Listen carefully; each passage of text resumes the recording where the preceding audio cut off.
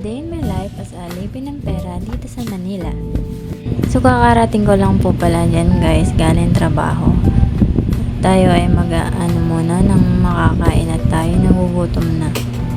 Pero bago yan guys, ilalagay muna natin to sa banyo para tayo ay hindi tamarin. At baka pag tayo nakaupo na, hindi na naman yan nalabahan. Oh my god. At bago tayo magsasaing na guys, para tayo ay makakain na. Para pagkatapos natin maglaba, kakain na lang tayo diretso. Mag-aalas 8 na nga pala to ng umaga guys. Matagal kasi ng sasakyan ko dumating. Kaya matagal ako nakauwi. Oh my god. Sobrang hassle.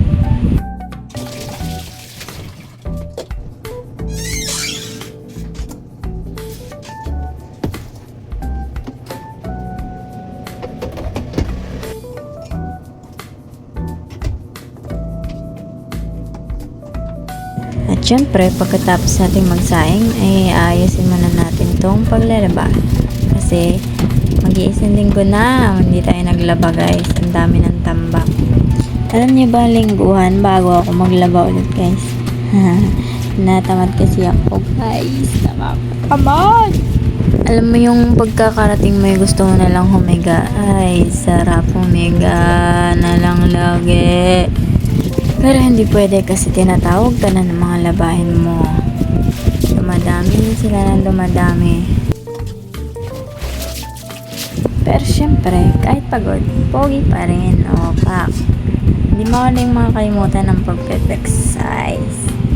So dito nga pala guys, hindi tinitingnan natin ang langit kung iinit ba o ulan. Kasi baka naman, mabasa na naman ang mga nilalabhan natin. Sayang lang, diba? Mga ngamoy lang.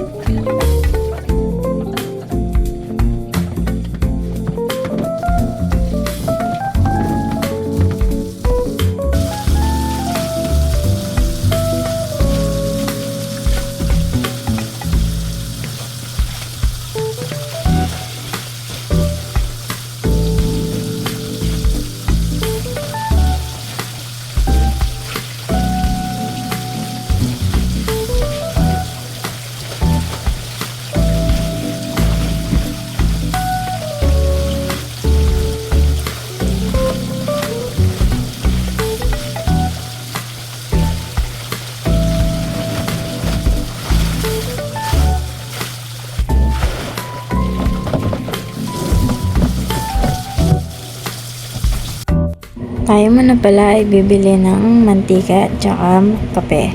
Kasi para mamaya ulam natin kape. Ano ba? Ano? May reklamo? May reklamo? Mayaman ka? Mayaman ka? Oh no!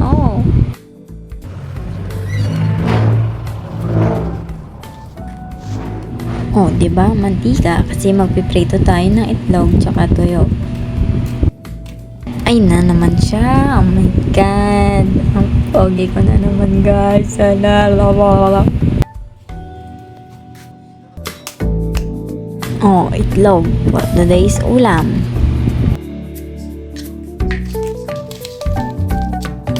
Mimix lang natin yan guys hanggang sa maghalo. O, diba? Very simple.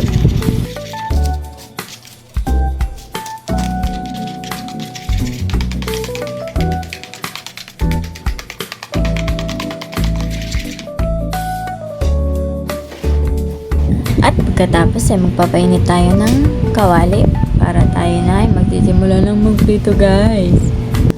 At bago yan, syempre, yan na naman siya. Pakunyari-kunyari.